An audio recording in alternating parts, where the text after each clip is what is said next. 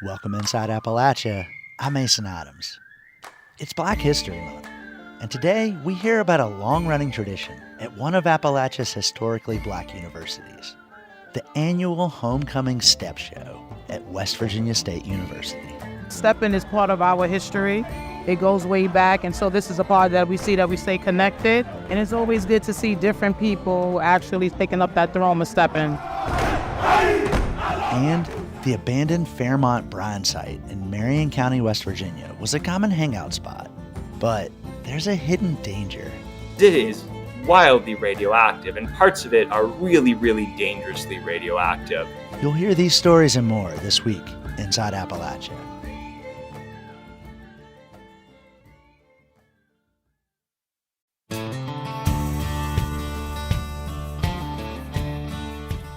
Welcome inside Appalachia. I'm Mason Adams.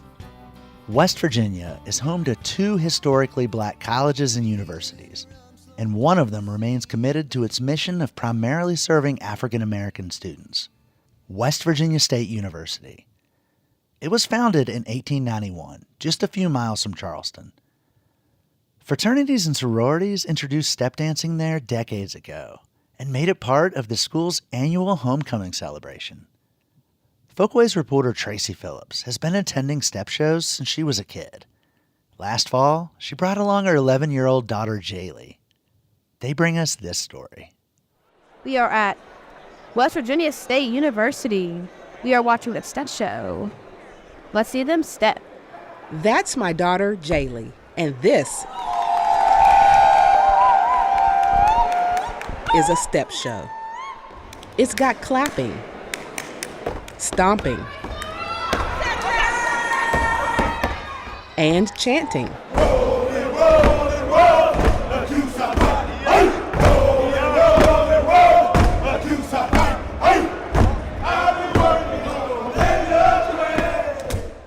We're in the old West Virginia State University gym, where members of the public are in the bleachers surrounding the basketball court where the stage is set up.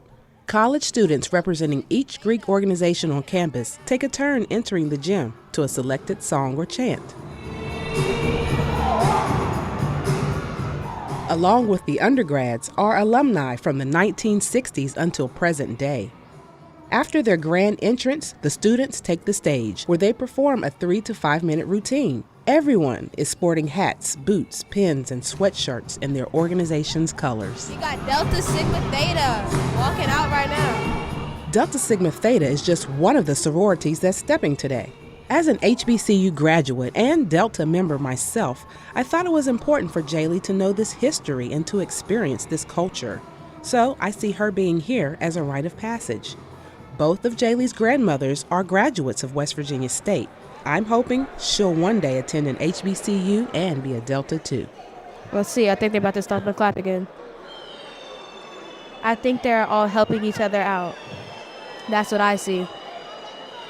Oh, stopping and clapping. This is all part of a long tradition at historically black colleges and universities. The Homecoming Step Show is a way for African American fraternities and sororities to express love and pride for their respective organizations to a broader community, and a way for alumni and community members to reunite. Homecoming is when you see all this crowd come in from the people you knew, and just the enthusiasm that HBCU brings with the power and the fellowship of scholarly people. That's Kenny Hale of Charleston, West Virginia. And this is Addison Hall of Cincinnati, Ohio. It's a lot of people that you haven't seen in a while, showing back up, being in the same space that y'all shared, and create all these memories at. Dr. Shaniqua Smith is from New York, but she went to the university. She's also a member of Delta Sigma Theta. Well, I'm Greek, and so it's just a joyous time, and stepping is part of our history. It goes way back, and so this is a part that we stay connected, and it's always good to see different people actually taking up that throne of stepping.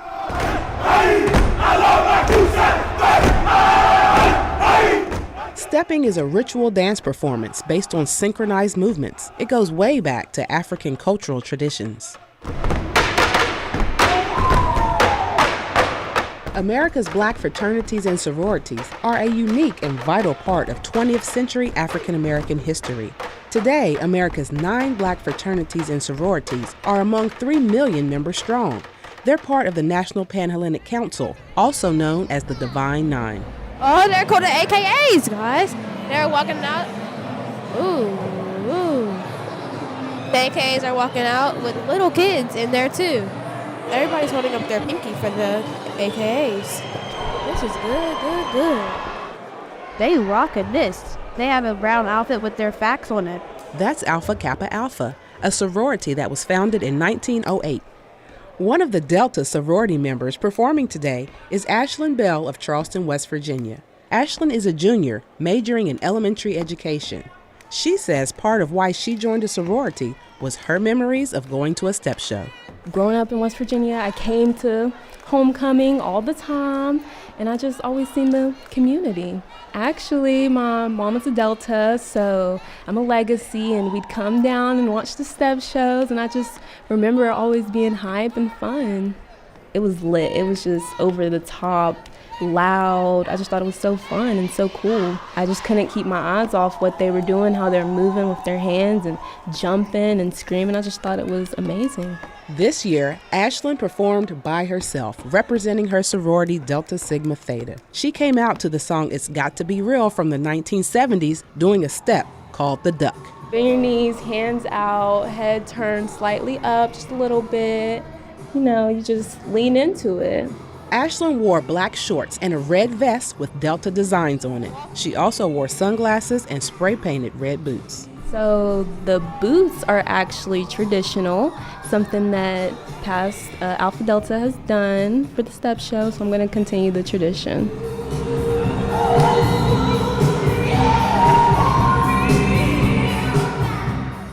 Clothing and paraphernalia are a big part of the step show. Debbie Hart is the Director of Diversity and Equity at Marshall University in Huntington, West Virginia. She's also a member of Delta Sigma Theta sorority and was initiated during the 1970s on the campus of West Virginia State. When we crossed line in 1976, we all had to get a white suit made. We had a white suit on with a red shirt, and we got gloves, and we got boots to match. And the amazing thing was that we had all 12 of us had a cane, and we were going to tap the canes and cross them back and forth. Kids are also a part of the community at homecoming. Debbie says she remembers going to a step show at 8 years old.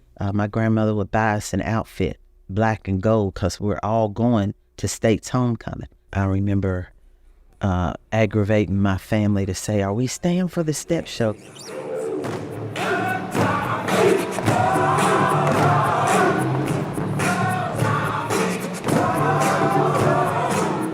Lots of rich history and culture at the West Virginia State University annual Homecoming Step Show. Each year, the tradition of stepping, strolling, dance, chants, HBCU Greek life, community, and pride to be a college-educated African American in Appalachia lives on. After the step show, I asked my daughter Jaylee what she thought of it. I thought the step show was something. It was like really empowering, motivative. The people out there were stepping. They were like really good. Homecoming, it looks like a fun thing. I can't wait to get there and be able to do myself. With Jaylee in Institute, West Virginia, I'm Tracy Phillips.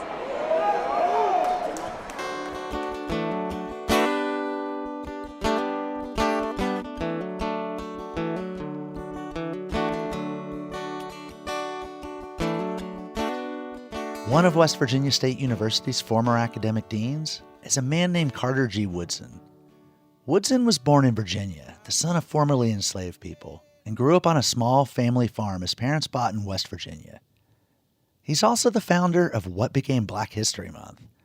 Woodson devoted much of his life to preserving Black history and culture, some of which our Folkways reporters are documenting as well, like Folkways fellow Vanessa Pena, a recent graduate of West Virginia State University.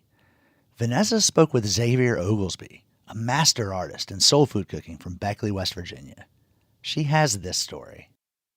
When peace like a river attendeth my way.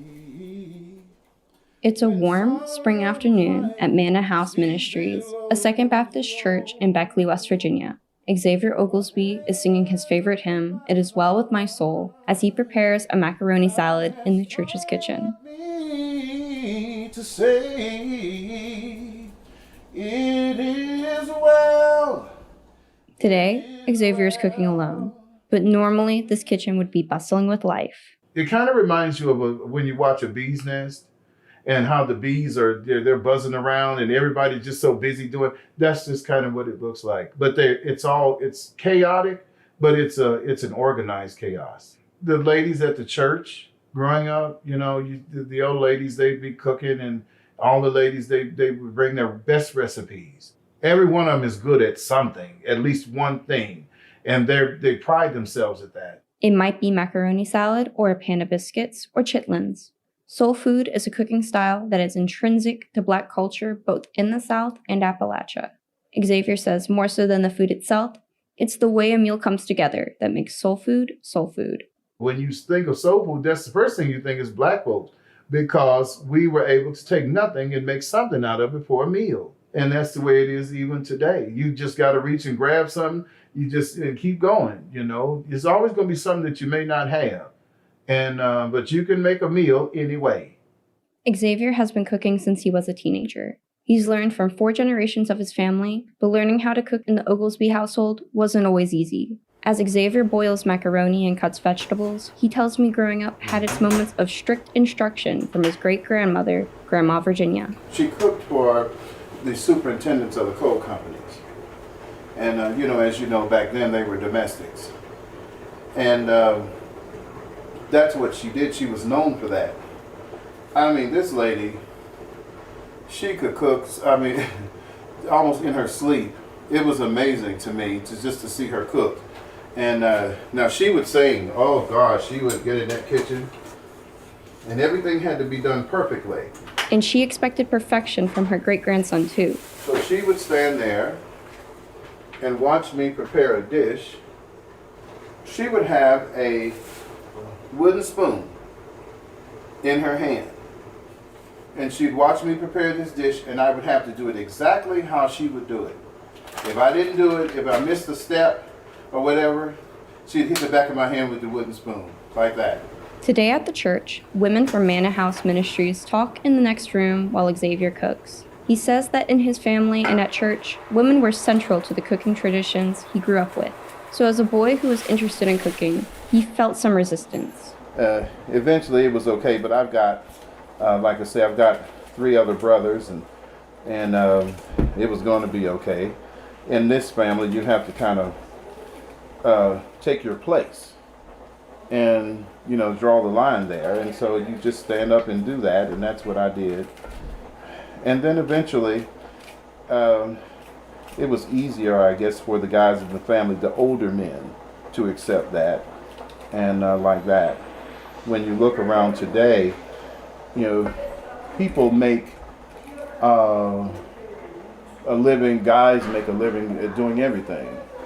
Now, Xavier is teaching his niece, Brooklyn Oglesby, how to cook soul food and family recipes. He's doing it through the West Virginia Folklife Apprenticeship Program, which is directed by the West Virginia State folklorist, Jenny Williams. So this program is hosted every other year, but for a full year, artists can be a part of this program to pass on their traditional knowledge and art forms and skills to an apprentice of their choosing. Folklife apprenticeship pairs are carrying on community-based traditional art forms and cultural practices, from fiddle instrument repair to mushroom foraging, all with the goal of passing on stories, skill sets, and traditional knowledge. Full disclosure, I worked with Jenny as an AmeriCorps member this year. This is an excerpt from an interview she did with Xavier and Brooklyn, where Brooklyn talks about learning from her uncle.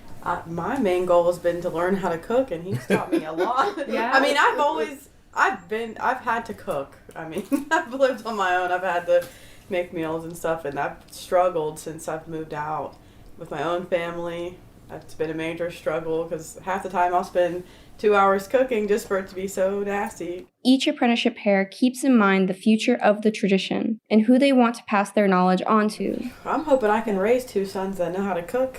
Yeah. That's what I'm worried about because, like he said, his mom taught them all to cook clean and do laundry and all that stuff, and I'm hoping I can keep that going and teach my kids, and hopefully they'll be better cooks than me one day. For the past year, Xavier and Brooklyn have been spending time learning together. Jenny says Xavier and Brooklyn are exactly the kind of pairing the apprenticeship program aims to support.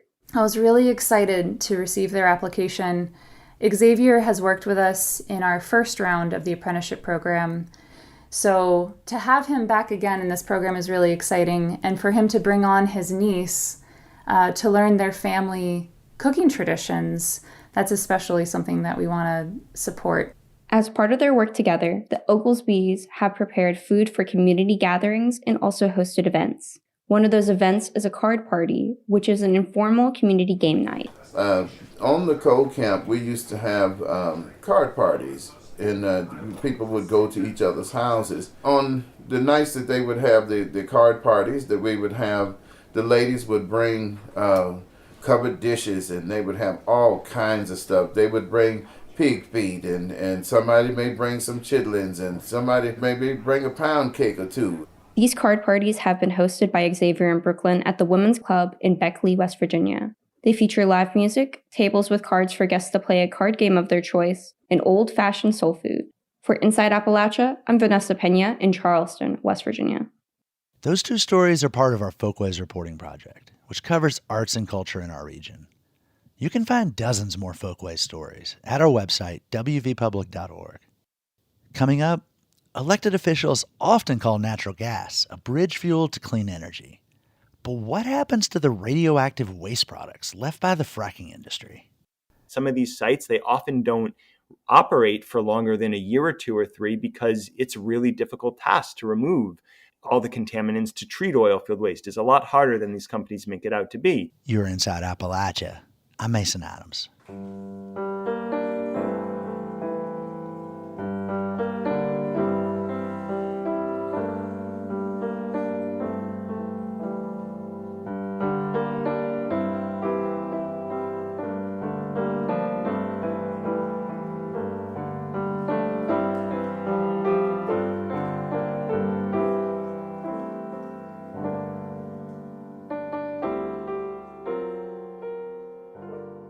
Support for Inside Appalachia is provided by Concord University, focusing on students' futures. Classes available at concord.edu/apply.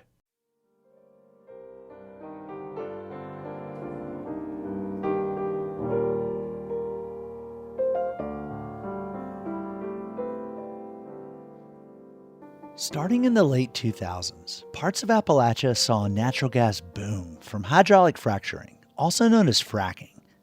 But the natural gas market has been erratic. Now, in some places, the oil and gas industry is leaving behind industrial sites that are radioactive and dangerous, like Fairmont Brine in Marion County, West Virginia. That abandoned site, it turns out, became a popular hangout spot for unsuspecting young folks.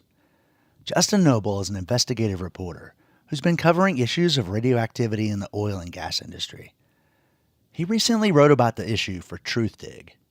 The story is titled, Inside West Virginia's Chernobyl, a highly radioactive oil and gas facility has become a party spot in Marion County. I spoke with Noble and asked him to read an excerpt. In the booming gas field that is the Marcellus Utica, the industry has been granted so many exemptions, government regulators are so ineffectual, and human health and safety is of so little value that somehow a miniature Chernobyl has been created and left unattended, its radioactive dust and dirt freely blowing in the breeze, just outside the city limits of an American college town. There are no gates, no guards, not even a no trespassing sign. The numerous small yellow notices with radioactivity symbols planted on fences, telephone poles, and random equipment blend into the site's colorful graffiti, just more detritus in a toxic dump. Over the course of 3 separate visits this summer, Gorby, Hunkler, myself, and a Pittsburgh filmmaker named Colin Sheehy entered the site unencumbered, just as countless locals and scrappers have done before us. On each of our visits, the busted-up furniture was arranged in a different manner, suggesting the site's ongoing interest to local visitors.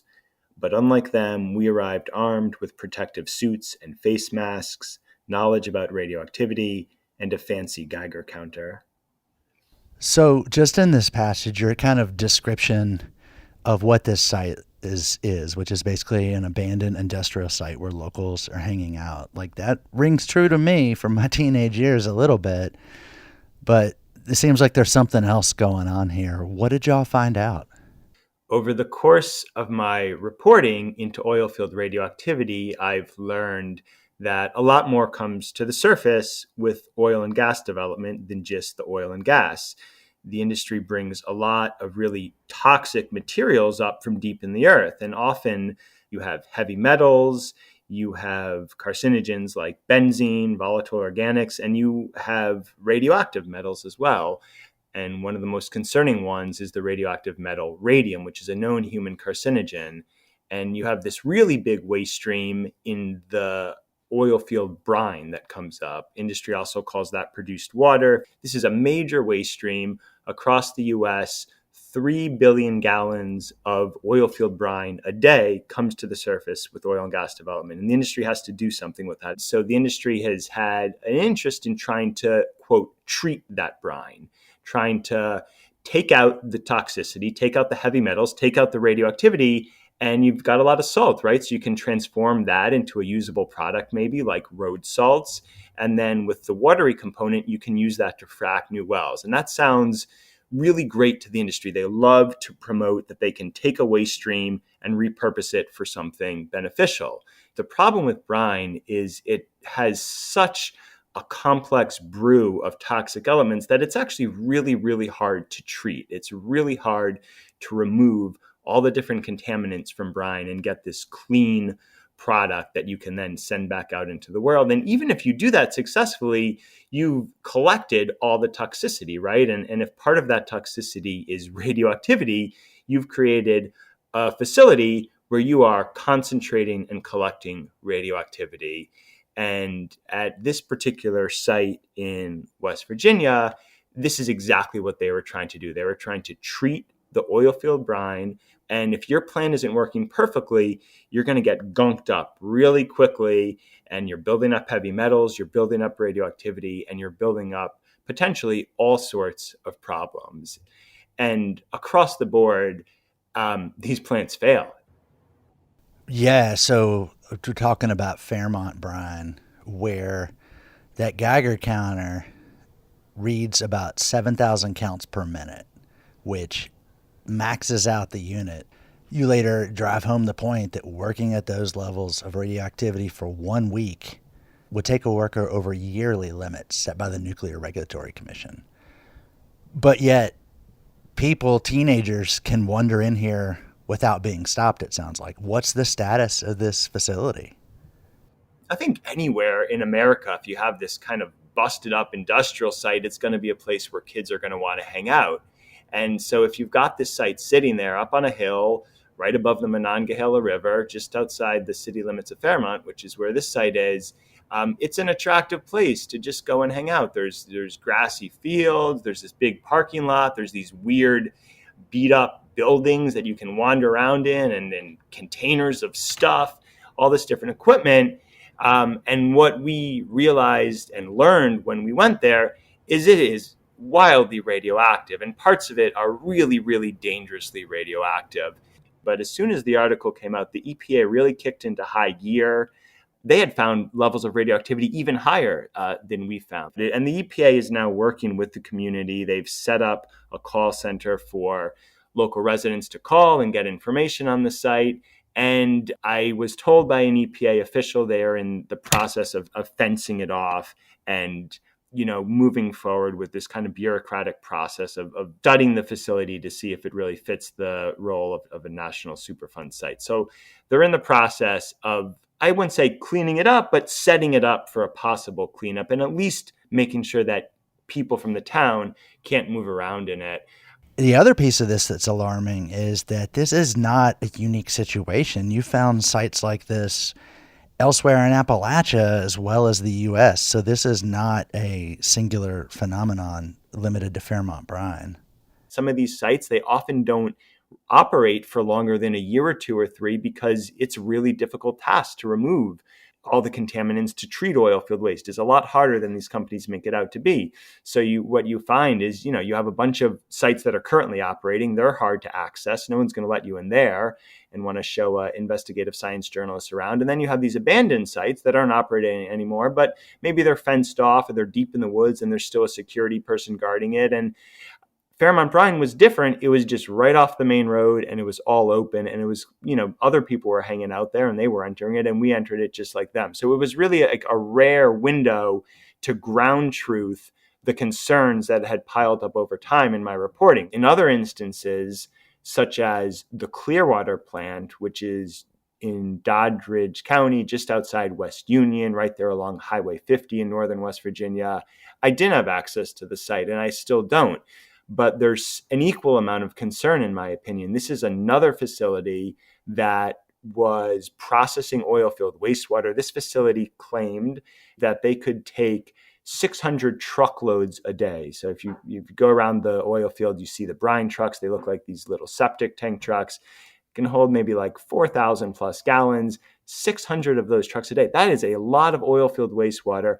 And they had grandiose language for how they were going to operate this plant. I mean, they claimed that this Clearwater plant was going to be one of the greatest environmental assets for the oil and gas industry in recent American history.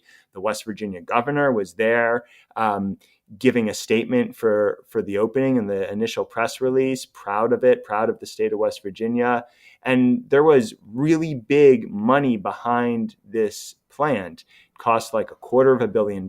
It involved a union between a Colorado energy company and Terra Resources, which is big in northern West Virginia, and this really savvy, fancy French waste and water management company called Veolia, which has operations all over the world. It kind of represents an opposite end of the spectrum from Fairmont Brine. Fairmont Brine operated by a company based out of Pittsburgh, pretty local. They got investors, but it's on a different scale than this company where you actually have a really major company that is known all over the world. But I was skeptical from the beginning. I visited that site with oil field workers. And then after less than 2 years of operations, the site was shut down. And I think what's significant there is the local news story was that it was shut because gas prices went down and they could no longer, it wasn't economically viable any longer. But what I learned in reporting that story is the site was actually shuttered because it just wasn't working. Again, whether it was the local capital setting up this small plant in Fairmont, or whether it was international capital setting up this major facility with a lot of gusto, both of them did not work.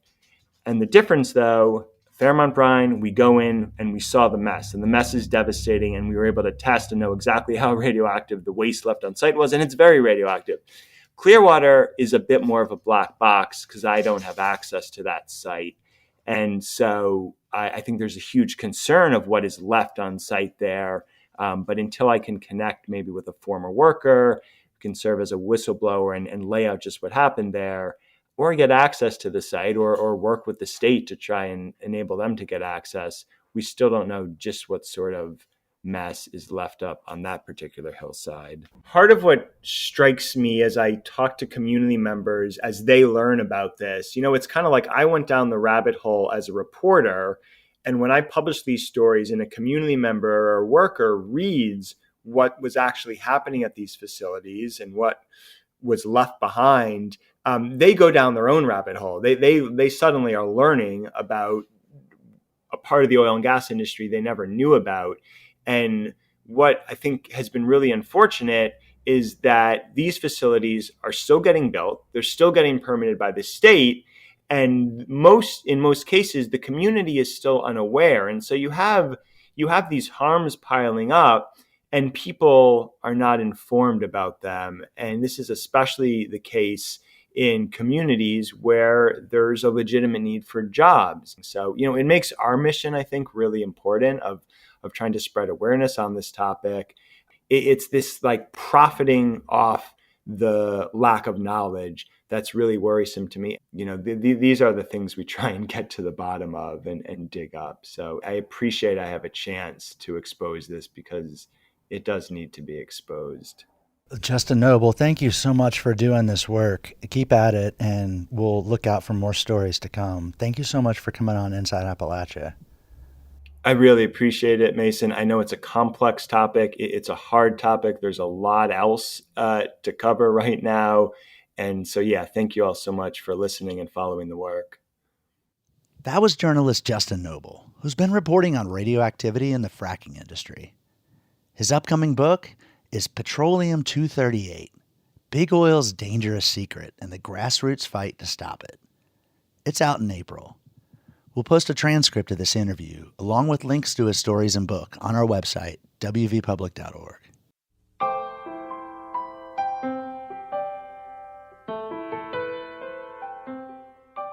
As utilities shift to natural gas, as well as wind and solar, the amount of power produced from coal has dropped precipitously over the past 15 years. But what happens to small communities when their coal-fired power plants close? It's a question Roxy Todd went asking in Giles County, Virginia, on the West Virginia line.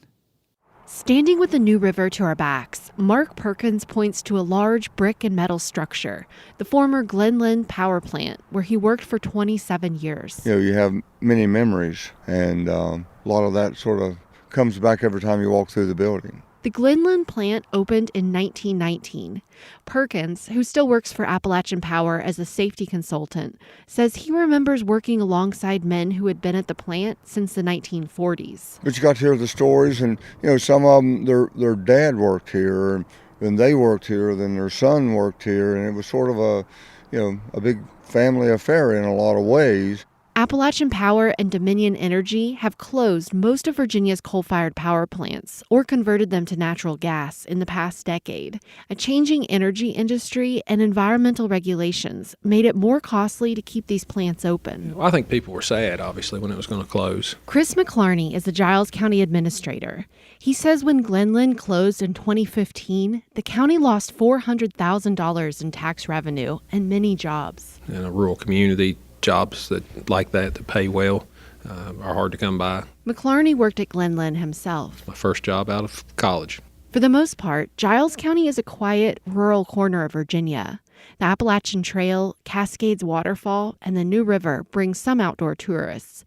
McClarney says the manufacturing industry can grow here, and he hopes the Glenlyn building can eventually be repurposed to bring another big employer here. There's about 45,000 square foot of building there that would be an amazing industrial building. The railroad also goes right through the property. We could never build anything like that, and it's very unique. There is a power substation on the site. Appalachian Power still uses it to distribute electricity, but the bulk of this site stands empty. Occasionally, groundhogs or a black bear will wander onto the property. Beneath the ground, there's another legacy: decades worth of coal ash buried under the dirt.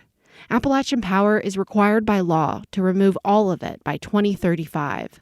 Coal ash is a waste product, explains Perkins. Basically, what's left over from burning the coal. Studies have linked coal ash contamination to health risks, both for humans and wildlife. Removing it all safely and relocating it to a hazardous waste landfill will take years of work, says Teresa Hall, a spokesperson for Appalachian Power. Right now, we don't know what the future of this site is. And they don't know exactly where the coal ash will end up. The company is looking at possibly moving it to a landfill in West Virginia. Even though the site wouldn't be ready for years, Hall says they want to see it reused, if possible. We've heard of interest, so we want to make sure that we don't leave any stone unturned with respect to what the potential is for this property. Giles County is applying for a grant from the local economic development agency to do a feasibility study to learn just how much it would cost to renovate this building. Depending on what they learn, they may apply for a federal grant to help repurpose it to produce energy from non-coal sources or a manufacturing facility. In Glenlyn, I'm Roxy Todd. That story was from Roxy Todd at Radioactive. 1 year ago, a Norfolk Southern train derailed in East Palestine, Ohio, resulting in a fire that sent smoke from its hazardous materials into the air. And it wasn't just people in Ohio that were affected, but residents just across the Pennsylvania border too, including one who's been advocating for changes so similar disasters don't happen again. Kara Holzhoppel with the Allegheny Front has more. At first, Hillary Flint didn't think the derailment would directly affect her. After all, she and her grandmother lived almost 4 miles away in Enon Valley, Pennsylvania. But when she heard about the plan to burn vinyl chloride from some of the cars, she decided to be cautious and spend the night at a hotel further away, even though their home wasn't in the evacuation zone. As they drove away, her small dog howling in the car, she was glad she did. If you looked in the rearview mirror, you could see the plume. So it was very post-apocalyptic. I thought, oh man, we're never going to be able to go back there. But they did go back. They couldn't afford more than one night away. As they walked through the door, that bleach smell many have described hit them immediately. Flint's eyes watered and her skin became red. To this day, if I'm in my house, I am like a lobster. She also got a migraine and felt an ache in her bones. From when the derailment happened to about 6 months, I just worked and worked and worked so that I could afford to every few days get a hotel and stay in a hotel for a couple days. In the meantime, Flint emailed and made phone calls to state and federal regulators and to Norfolk Southern, but she was told her home was outside of the impacted area. It couldn't have been affected. This impacts certain people differently. It's very easy to judge from the outside that, maybe my neighbors say, I'm not sick, Hillary must be lying. And so if we just believe people, I think it's really important. Flint is a cancer survivor of renal cell carcinoma. She's most concerned about how living in her home could affect her remission in the long term. So now we're just living in this gray area of what do we do? And it's difficult. Like, I have to watch my grandma who, that's the home her mother built. A month after the vinyl chloride fire and explosion, researchers took samples from her home. Flint says they found dioxins, vinyl chloride, and ethyl hexyl acrylate. When Flint realized how much she was spending on even sporadic hotel stays to get away from all of that, she decided it was time for her and her grandmother to move. She signed a lease for a rental in the Finger Lakes region of New York. She works remotely there about 3 weeks a month for her full-time job with the advocacy group Beaver County Marcellus Awareness Community. Then she spends about a week in Pennsylvania staying with friends or at her home. And she says it's been frustrating trying to get answers from officials about what comes next. Early on, scrolling Facebook, she realized other people also had a lot of questions about safety and resources and were getting different answers. They thought, why not band together? So Flint co-founded the Unity Council for the East Palestine train derailment with Ohio and other Pennsylvania residents. We created a list of demands. They were like pretty reasonable things, indoor air testing, long-term water monitoring of like wells, relocation, just things that I thought were really reasonable to ask after a disaster. She says now they're focusing on the systems that need to be rearranged. How do we make sure there's great health testing in the very beginning of things? How do we make sure there's good checks and balances? I'm delusionally hopeful. We the people in the end. We will change the systems that hold us back right now. That was Hillary Flint speaking with the Allegheny Front's Carol Holsapple. We'll link to the Allegheny Front's coverage of the East Palestine disaster on our website.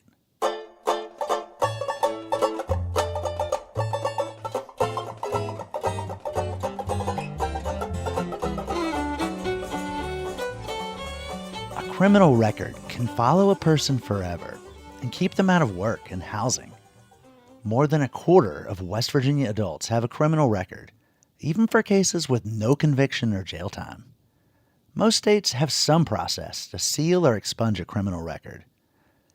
On Us and Them, host Trey K hears from those who say it's the road toward a second chance, and others who suggest there's a danger in covering up a person's past. In this excerpt, Trey talks with 37-year-old Amber Blankenship, who hopes to expunge her record. I believe that every human's redeemable, including myself, and it's really hard to come back from that because you are facing consequences every day for something that you've made great changes to turn your life around. But, those collateral consequences, they still exist, and they are still preventing West Virginians from going back to work after they've faced consequences for their actions. Have you worked with anyone who has been denied a job because of their criminal record? Oh, yeah, it happens all the time. As a matter of fact, a girl I know, not just jobs, but she's been denied housing multiple times and went through long-term treatment, doing well, working at a dentist office, raising 2 kids. I mean, living her best life, and cannot find safe housing for her family. And in these cases where she is denied, has it been made clear you are being denied because of these marks on your criminal record? Yes. Yes. Can you speak specifically about what it is? Felony drug conviction. We appreciate your application here. We understand that you are gainfully employed and you can pay rent, but we can't have you here because you have these felony drug convictions on your record. That's correct. That's what was said. Mm-hmm.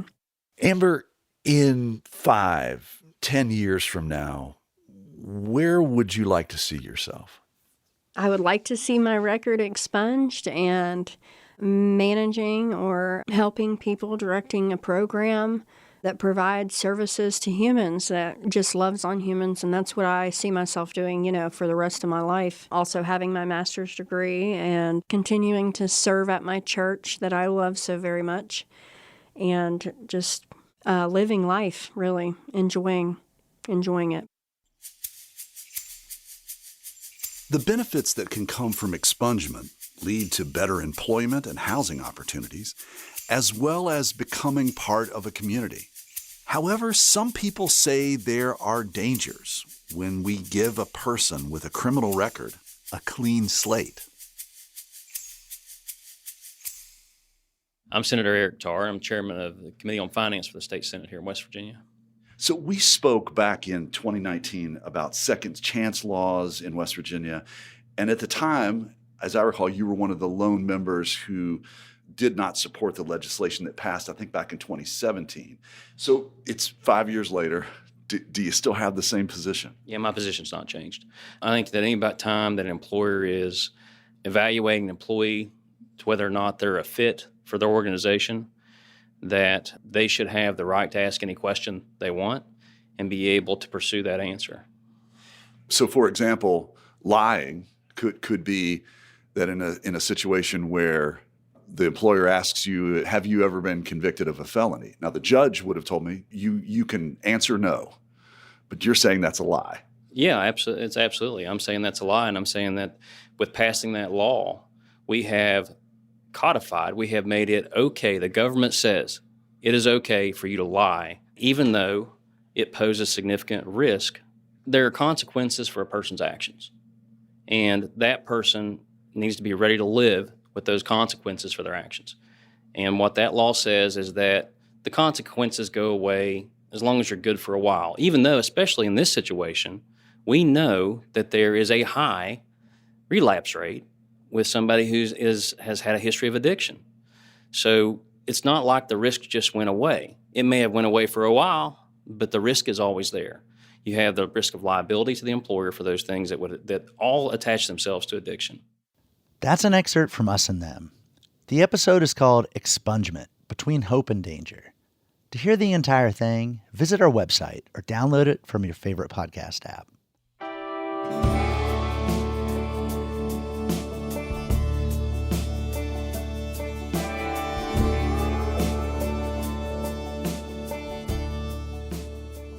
Highland County, Virginia, and its neighbors in West Virginia are some of the southernmost places in the U.S. to make maple syrup.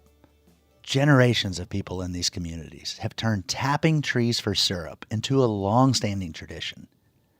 But modern producers are experimenting with new syrups while adapting to changing demands in a changing climate. Folkways reporter Clara Hazlett brings us this story.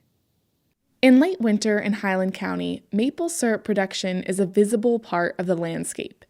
There are maple trees everywhere, adorned with metal buckets and laced with blue tubing. There's wood smoke rising from the sugar houses. There's a maple sugar road and a sugar holler and a sugar tree country store. This is the sugar water. Look how clear it is. Pat Lowry and his wife Valerie operate a sugar camp in Highland County called Back Creek Farms. Like many in the area, Pat's family has been making maple syrup here for generations. I was born down the road about 3/4 of a mile.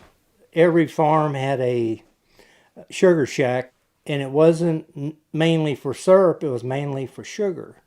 Pat started helping his dad with their maple production when he was 8 years old. Valerie says he has maple syrup in his veins. And he would make syrup 365 days a year if he could. Each March, Pat and Valerie take part in the annual Maple Festival, where different sugar camps demonstrate the process of making syrup. Did you know this is what comes out of the tree? Have you seen sugar water before? Throughout the county, people make and sell all things maple, from maple donuts to maple barbecue. The festival's been a staple for over 60 years in Highland County, and the tradition of making syrup here started well before that. But over the years, practices have evolved as people like Pat and Valerie apply new ideas and techniques to production. We're trying to break the traditions a little bit. People kept asking, what do you have that's new? Nobody had anything that was new. It was, light syrup, medium syrup, dark syrup. So they started experimenting. They aged syrup in whiskey barrels and infused the pure maple syrup with natural flavors like elderberry. At this year's Maple Festival, Pat's boiling down sap, or around here what they call sugar water, while Valerie offers samples to visitors. Now we are going to do chili pepper and ginger. You all are going to try the hickory syrup. And hickory is made from the bark of a hickory tree. You'll get this next. So it's made from the bark of a... Gary Mongold of Petersburg, West Virginia, has been going to the Highland County Maple Festival since he was a kid. What pulls the people to Highland County Maple Festival was the donuts. I don't know if you found a donut trailer up there or not, but the line is humongous. The line was humongous. But this year, Gary didn't make it to the festival. He's busy with his own operation. It's his second year of making black walnut syrup. I can take you up to here and show you a little better. Gary's showing me around his sugar grove in his side-by-side. His property is full of walnuts, situated along a steep hillside that opens out to a panorama view of Petersburg, Moorfield, and Mount Storm. All these trees down under here's got tubing to them. Then the tubing runs all down here and makes a loop and goes down that holler and catches all these walnut trees back in here. The process borrows the basic principles of maple sugaring. You drill a hole, tap a tree, and out comes the sugar water. Gary pumps the sap down the hill using an old dairy pump. When it's boiled down, it transforms into a dark syrup. I can't describe it. It's awesome, I think. A little sweeter, but at least a better taste in your mouth. And I eat a bowl of ice cream pretty near every night with about 2 tablespoons on it. I just dearly love it. If I don't watch, I'll eat my profits up. Black walnut syrup is an emerging industry, and Gary's one of just a handful of producers in the region. He's been working with Future Generations University out of Franklin, West Virginia, to conduct research on the process. They're trying to figure out the best techniques for production. You see, walnut trees don't produce as much sap as maples, and the sap has less sugar. In short, it takes more to make less. And unlike maple, walnut sap contains naturally occurring pectin, which, when it's boiled down, becomes a thick goo, making the syrup difficult to filter. But Gary's undeterred by these challenges, and he's even found a creative use for the pectin. About a year ago, I listened to 89.5 PBS here in Petersburg, and they was talking about the Mayo Clinic working with pectin for arthritis and gout. Gary's had both. So ever since, he's been taking a teaspoon of walnut pectin in his morning coffee. While pectin isn't FDA approved for this purpose, Gary says it's relieved pain from his arthritis. It's been helping me. Using the pectin, like making the syrup itself, is an experiment. And this season, there's been another variable shaking things up. It hasn't been a very good season for sap to run. Mother Nature has not given us very good weather. Last year, Gary got about 17 gallons of syrup.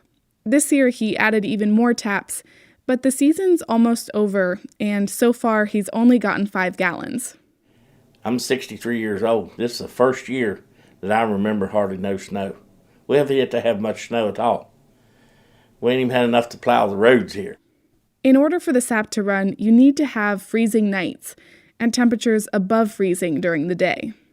But when we get these climate change like we're having and get a 70-degree day, 3 70-degree days in February, that just put a stop to everything. So water must have boiled. Back in Highland County, Virginia, temperatures in February averaged nearly 40 degrees Fahrenheit, making it the second warmest February on record. Here's Pat Lowry from Back Creek Farms. Honestly, in my 71 years, I have never seen a February like this. Even the more conventional maple syrup producers were forced to adapt, like Doug Puffenbarger and his wife Terry. It's been 4 or 5 generations of Puffenbargers, back from the 1700s. They're not interested in making different tree syrups or trying out infusions. We don't want to do that. We just want the real deal, and that's what we're doing. But this year, the warm February dried up production mid-season. So when a cold snap hit in March, right around the Maple Festival, her husband decided to try something different. He re-tapped his maple trees, drilling new holes in hopes of collecting fresh sap. He's never done that before. With the warm temperatures in February, the climate's changing, and that might be a new thing we're going to do. Gary ended up re-tapping his walnut trees too. He got 5 more gallons of syrup, bringing his total for this year up to 10 gallons. And although it's significantly less than last year, he's optimistic. It is kind of risky, I reckon. It's fairly good money when you start selling your product, but I don't look for every year to be bad. There's going to be a lot of good years. And Gary's already thinking about next year. Around this area, tree sap generally runs from the end of January through the end of March. But Gary thinks that pattern might be changing. We're going to try something. It's going to be new, and we're going to try tapping the first week of December. And in Highland County, there's talk of switching the March Maple Festival to earlier in the season, too, when there's a higher likelihood of cold nights, warm days, and sugar water on the boil. For Inside Appalachia, I'm Clara Hazlett.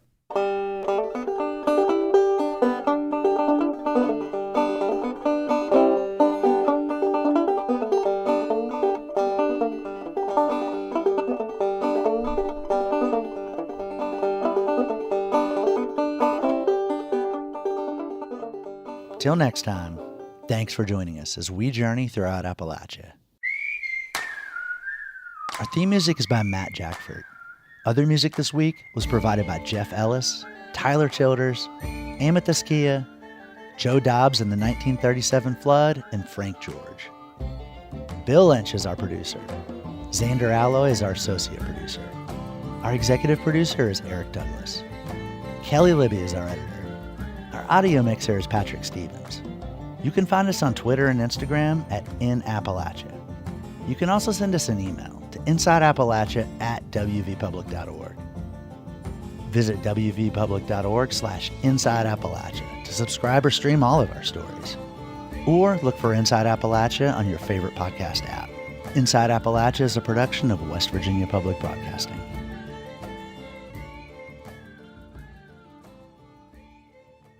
Support for Inside Appalachia is provided by Concord University, educating the people of our region and beyond for more than 150 years. More information at concord.edu.